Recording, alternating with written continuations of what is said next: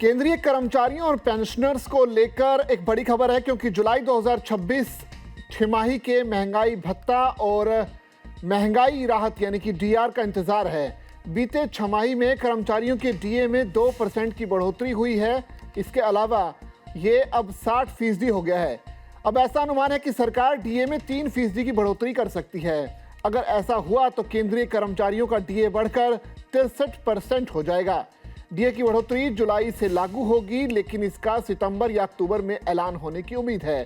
अगर सितंबर में ऐलान होता है तो 3 महीने यानी कि जुलाई, अगस्त और सितंबर का एरियर मिलेगा।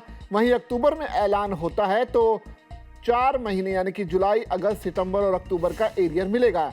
लेबर ब्यूरो की ओर से जारी ताज़ा महंगाई के आंकड़ों के बाद संकेत मिल रहे हैं कि सरकार डीए में करीब 3% की बढ़ोतरी कर सकती है। अप्रैल 2026 के लिए जारी all India consumer price index for industrial workers यानी कि CPI-IW बढ़कर 149.9 पर पहुंच गया है। इसी के आधार पर डीए की गणना होती है और शुरुआती 4 महीनों के आंकड़ों के बाद अनुमान है कि जून तक ये गणना 63% के ऊपर बनी रह सकती है। आमतौर पर डीए को पूरे अंक में लागू किया जाता है, इसलिए जुलाई से 63% महंगाई भत्ता मिलने की संभावना जताई जा रही है। अगर 3% बढ़ोतरी होती है तो न्यूनतम बेसिक वेतन 18,000 रुपये पाने वाले कर्मचारी का डीए हर महीने 540 रुपये बढ़ जाएगा। ऐसे में सितंबर के महीने में एरियर 1500 रुपये से ज्यादा और अक्टूबर के महीने में 2000 रुपये से ज्यादा मिलेगा।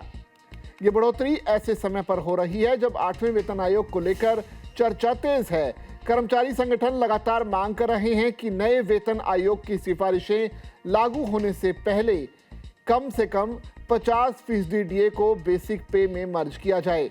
बता दें कि सरकार ने पिछले साल 8वें वेतन आयोग का गठन किया था। ये वेतन आयोग सिफारिशें अगले साल की पहली छमाही तक सरकार को सौंप सकता है। हालांकि सिफारिशें बैकडेट में जाकर 1 जनवरी 2026 से लागू होने की उम्मीद की जा रही है। और अगर ऐसा होता है तो केंद्रीय कर्मचारियों को सरकार एरियर के तौर पर मोटी रकम दे सकती है। ये एरियर 18 से 20 महीने तक का हो सकता है।